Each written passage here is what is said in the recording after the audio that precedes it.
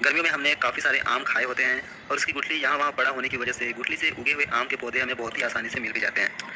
गुठली से उगा हुआ आम का पौधा कोई भी अननोन वैरायटी का हो सकता है, लेकिन उसके ऊपर ग्राफ्टिंग करने के लिए हम जो सायन लेंगे वो हमारी मनचाही वैरायटी की होगी, जिसमें दशहरी, नीलम, आम्रपाली, जिस किसी भी वैरायटी के आम की आप ग्राफ्टिंग करना चाहते हैं वो आम की टहनी आप ले लीजिएगा।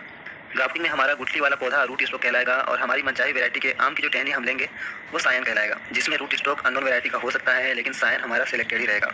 इसको आप ध्यान में रखिएगा। यह है आम की ग्राफ्टिंग का कॉन्सेप्ट। अच्छी वैरायटी के आम को आप बूटी कलम या एयर लेयरिंग से भी तैयार कर सकते हैं या ग्राफ्टिंग से भी तैयार कर सकते हैं, जिसमें अगर आप आम के पौधे को गमले में ग्रो करना चाहते हैं तब ग्राफ्टिंग से तैयार कीजिए।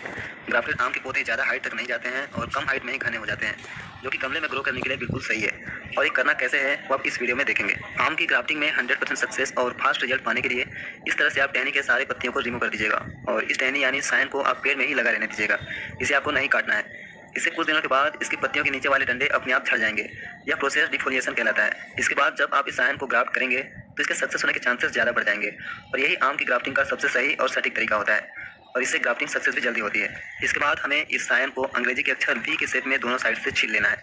छीलने के लिए आप जंग लगा ब्लेड या कटर वगैरह मत लीजिएगा। छीलने के बाद आप देखेंगे कि आम की टहनी में कुछ रस सा निकलने लगता है। जंग लगे कटर वगैरह से वो इन्फेक्ट हो जाता है और ग्राफ्टिंग में हमें सबसे ज़्यादा नहीं मिलता है।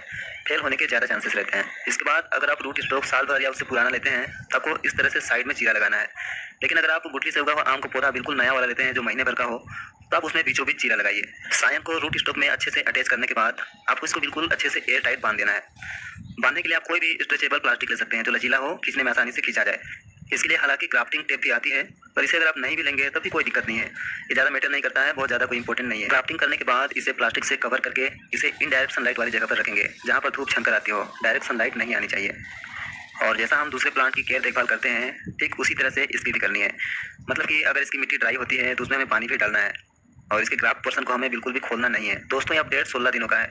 ग्राफ्टिंग के सक्सेस होने में कम या ज़्यादा समय का लगना पूरी तरह से मौसम जलवायु पर निर्भर करता है। कई बार मैंने देखा है कि कभी कभी ग्राफ्टिंग मात्र सप्ताह भर में ही सक्सेस हो जाती है।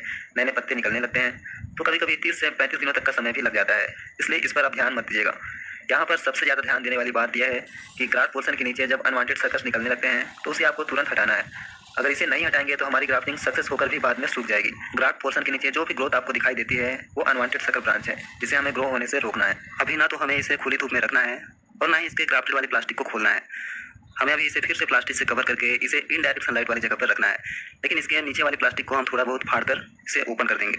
इसी तरह से इसे धीरे धीरे खुली जगह में ग्रो करने की आदत लगवाएंगे। इसे अचानक से खुली वाली जगह पर नहीं रखेंगे। दोस्तों, इसी तरह से मैंने इस पौधे की लास्ट ईयर ग्राफ्टिंग की थी और अभी के टाइम पर यह पौधा गमले में या जमीन पर जहाँ कहीं भी यह लगाने के लायक पूरी तरह से तैयार हो चुका है। इसका ग्राफ्ट पोर्शन आप देख सकते हैं, ये पूरी तरह से सक्सेस है। इस तरह से आप भी ग्राफ्ट करके अपने मन चाहे वैरायटी के नए पौधे तैयार कर सकते हैं। यह ग्राफ्टिंग प्रोसेस आप अभी बारिश के मौसम में कर सकते हैं या विंटर के बाद स्प्रिंग सीजन में भी कर सकते हैं।